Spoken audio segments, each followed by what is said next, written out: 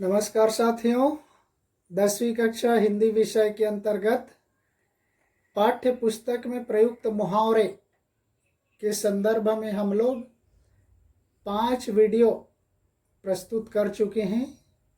ये 6वां वीडियो है।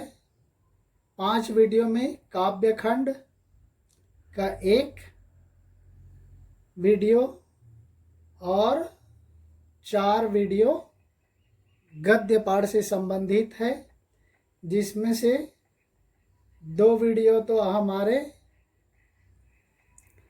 बड़े भाई साहब पाठ से ही निकल गया है। अभी अंतिम वीडियो 2 स्लाइड में जो सहायक पाठ्य पुस्तक है संचयन भाग 2 के पाठों पर आधारित है। तो हम देखते हैं, विशेष रूप से हरिहर काका में प्रयुक्त मुहावरे महत्वपूर्ण हैं। तो चलते हैं हमारे संचयन भाग 2 का पहला पाठ, हरिहर काका जो मिथिलेश्वर की रचना है। पहला मुहावरे है, फूटी आंख नहीं सुहाना, जरा भी अच्छा नहीं लगना। ये किसके संदर्भ में है? लेखक जो ठाकुरबाड़ी के साधु संत होते थे, उनके संदर्भ में उन्होंने कहा कि मुझे ठाकुरबाड़ी के साधु संत फूटी आंख नहीं सुहाते। हो गया प्रयोग, तो जरा भी अच्छा न लगना। नेक्स्ट दूसरा, धमा चौकड़ी मचाना। धमा चौकड़ी मचाना अर्थ है उपद्रव करना। कहाँ पर का है? ये हरिहर काका के भाइयों के जो बहुएं हैं, उनके छोटे छोटे बच्चे घर में उपद्रव करते, वहां पर ये प्रयोग हुआ है, धमा चौकड़ी मचाना। नेक्स्ट तीसरा है, आंख भर आना, आंसू आना। आंख भर आने का मतलब आंसू आना, हम सभी को पता है। कहां पर का है?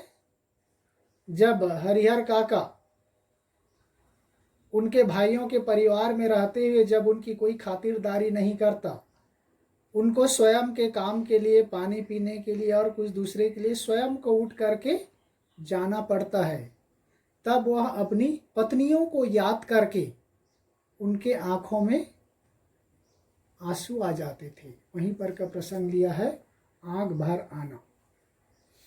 नेक्स्ट चौथा, दिल पसीजना, दया का भाव जागना। देखे होंगे, हम लोग पाठ सारांश पढ़े, उसमें बताया गया है, जब हरिहर काका ठाकुरबाड़ी चले जाते और वहीं रहने लगते, तब इनके तीनों भाई ठाकुरबाड़ी पहुंचते और हरिहर काका को घर लाने के लिए मनाते, खून के रिश्ते की दलील देते, सगे भाई होने का रोना रोते, उनके पांव पड़ते, उनकी गलती के लिए माफ़ी मांगते और इसके लिए उनके घर के महिलाओं को दंड देने की बात करते। तब उनकी बातों को सुनकर उनका दिल पसीज जाता है। तो यहाँ पर आराम से प्रयोग कर सकते, हरिहर काका अपने भाइयों की तर्कपूर्ण बातों को सुनकर उनका दिल पसीज गया। तो दया का भाव जागना यहाँ पर का है। नेक्स्ट पांचवा है, तू मैं होना, अर्थात लड़ाई झगड़ा होना। गांव में ठाकुरबाड़ी को लेकर, अर्थात हरिहर काका की जमीन को लेकर, कुछ लोग ठाकुरबाड़ी के पक्ष में रहते, कुछ लोग हरिहर काका के भाइयों के पक्ष में रहते। दोनों पक्ष जब आपस में आमने सामने होते तो तू मैं होता। यहाँ पर का है। छठवां, रंगे हाथ पकड़ना, गलती करते हुए पकड़ना। तो रंगे हाथ पकड़ा जाना अर्थात गलती करते हुए पकड़ना। इसके लिए क्या है, जब हरिहर काका को ढूंढते हुए इसके भाई लोग ठाकुरबाड़ी जाते और साथ में पुलिस को लेकर गए हुए होते, तो उस समय वो सोचते कि ठाकुर बाड़ी के अंदर से उनको गोली चलाई जाएगी, पत्थर फेंके जाएंगे, तब पुलिस वाले उनको रंगे हाथ पकड़ लेंगे, ऐसा सोचते। वहीं पर कहेंगे। नेक्स्ट, खून खौलना, क्रोध उफनना, यानी वहां पर ठाकुर बाड़ी में पुलिस और उनके भाई लोग जाकर के खोजते और एक दरवाजा को खोल करके देखते, तो वहां पर हरिहर काका के हाथ पांव बंधे हुए थे, मुंह में कपड़े बंधे हुए थे। उस हालत को देखकर उनके भाइयों के जो खून थे वह खौलने लग गए। वहीं पर का प्रसंग है, हरिहर काका की स्थिति को देखकर उनके भाइयों के खून खौलने लगे, तो क्रोध उफनना। नेक्स्ट, 8वां, दूध की मक्खी, बेकार की वस्तु। हरिहर काका अनपढ़ थे लेकिन वह समझदार थे, इसलिए वह जीते जी अपनी प्रॉपर्टी न ठाकुर बाड़ी को लिखना चाहते और न अपने भाइयों को। और यदि ऐसा हो गया तो बाद में उसकी हालत कुत्ते की जैसी हो जाएगी और मानो उसको दूध की मक्खी की तरह निकाल दिया जाएगा, फेंक दिया जाएगा, ऐसा वो समझते थे। वहीं पर का है। 9वां, गिद्ध दृष्टि, बहुत महत्वपूर्ण है। 8वां भी महत्वपूर्ण है। देखिए, दूध की मक्खी, बेकार वस्तु या अनुपयोगी। गिद्ध दृष्टि, बुरी नजर। वह ठाकुर बाड़ी का महंत हरिहर काका के बारे में हमेशा गिद्ध दृष्टि लगाए रहते। ये हरिहर काका के भाइयों का कथन है। नेक्स्ट, 10वां, तूती बोलना, बहुत प्रभाव होना या दबदबा होना। तो हरिहर काका और उनके भाइयों के बीच और ठाकुर बाड़ी के बीच जो उसकी प्रॉपर्टी को हड़पने के लिए जो प्रतिस्पर्धा चल रहा था, उसको सुलझाने के लिए एक डाकू का नाम आया, डाकू बूटन सिंह। उसको मीडिएटर बना करके, मध्यस्थता करके मामला सुलझाने की बात करते हरिहर काका के भाई लोग। तो इसलिए उसके संदर्भ में है, बूटन सिंह की उस क्षेत्र में तूती बोलता है, यानी उसका बहुत प्रभाव है, उसका दबदबा है और ये समस्या को सुलझा देगा, ऐसा हरिहर काका के भाइयों का मानना है। नेक्स्ट, 11वां है, फरार होना, भाग जाना। तो ये बहुत सरल है। नेक्स्ट, चलिए देखते हैं दूसरा पाठ, सपनों के से दिन। सपनों के से दिन में देखिए, तार तार होना, बुरी तरह कट फट जाना। अब याद कीजिए, जब छोटे छोटे बच्चे अपने घरों से बाहर खेलने के लिए जाते, लकड़ी के ढेर में जा कर के खेलते, उससे गिरते और जो घर से फटे पुराने कपड़े पहन करके जाते, जब घर वापस आते तो उनके कपड़े मानो तार तार हो गए होते। उसको देखकर उसके घर वाले उनकी पिटाई करते, उनके हाथ पैर में खून निकलते रहते, कपड़े पूरे चिंदी चिंदी हो गए होते। तो उसी के संदर्भ में प्रयुक्त हुआ है, तार तार होना, बुरी तरह कटफट जाना।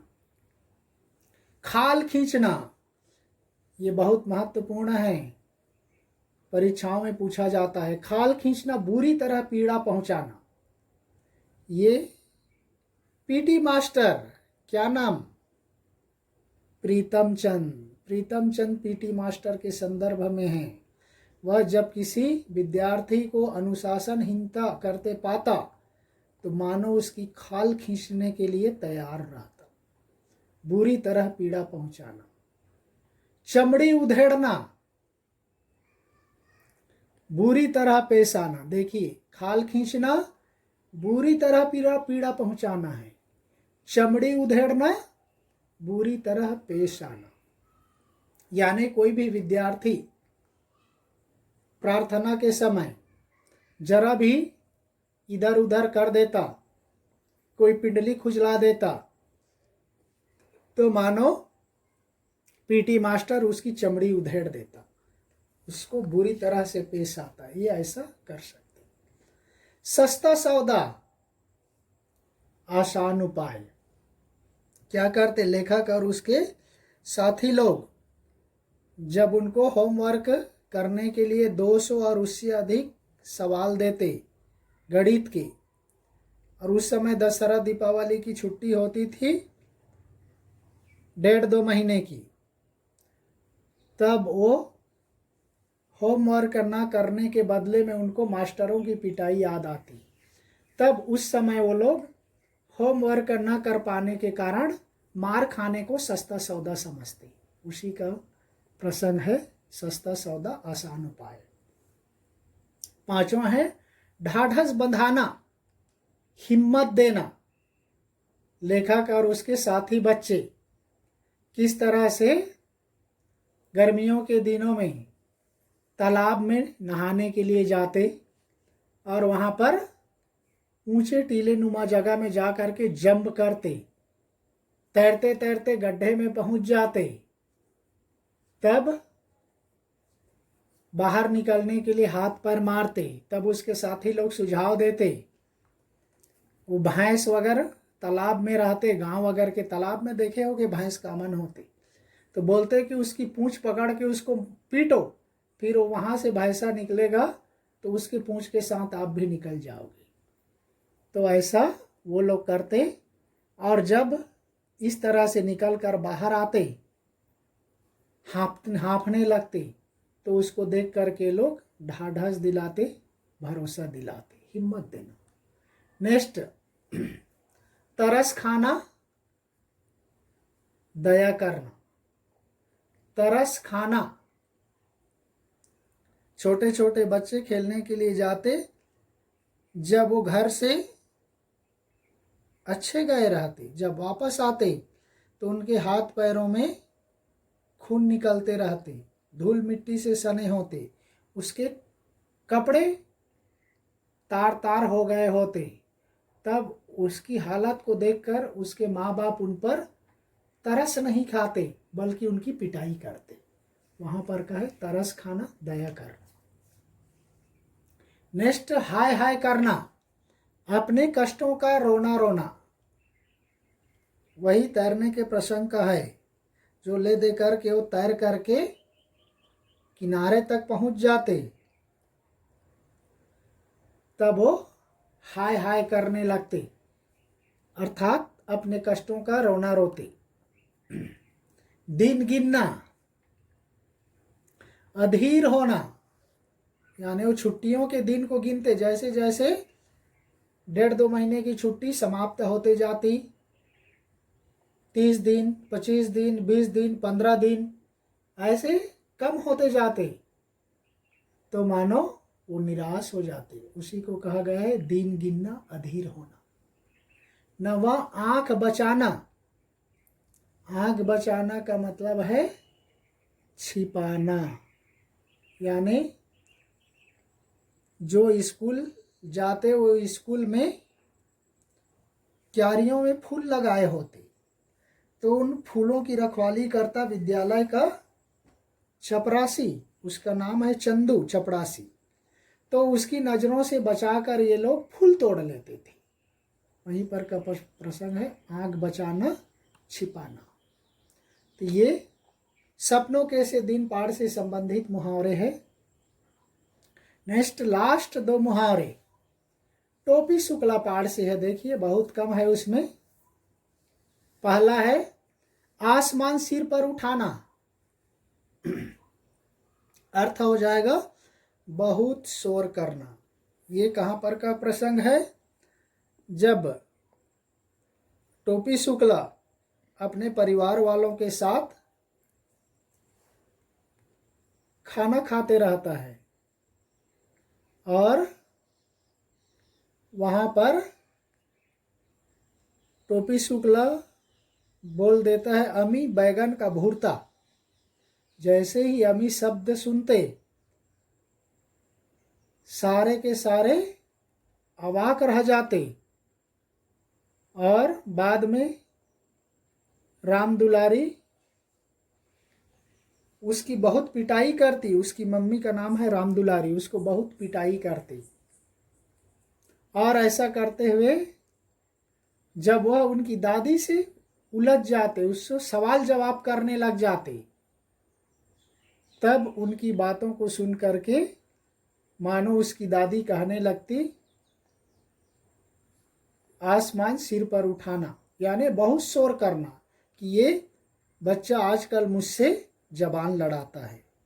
ऐसा बोल करके वह सारे घर में शोर करती। उसके लिए प्रयुक्त हुआ है आसमान सिर पर उठाना, बहुत शोर करना। दूसरा और अंतिम है जबान की नोक पर रखना, कंठस्थ कर लेना या याद रख लेना। ये कहाँ पर का है? जब टोपी शुक्ला के भाई मुन्नी बाबू और छोटा भाई भैरव दोनों पास हो जाते, लेकिन टोपी शुक्ला फेल हो जाता है। उस समय सारे घर के लोगों की जुबान किस पर होता था? मुन्नी बाबू और भैरव पर होता था। टोपी शुक्ला को लोग बात करना पसंद नहीं करते थे क्योंकि वो फेल हो गया था।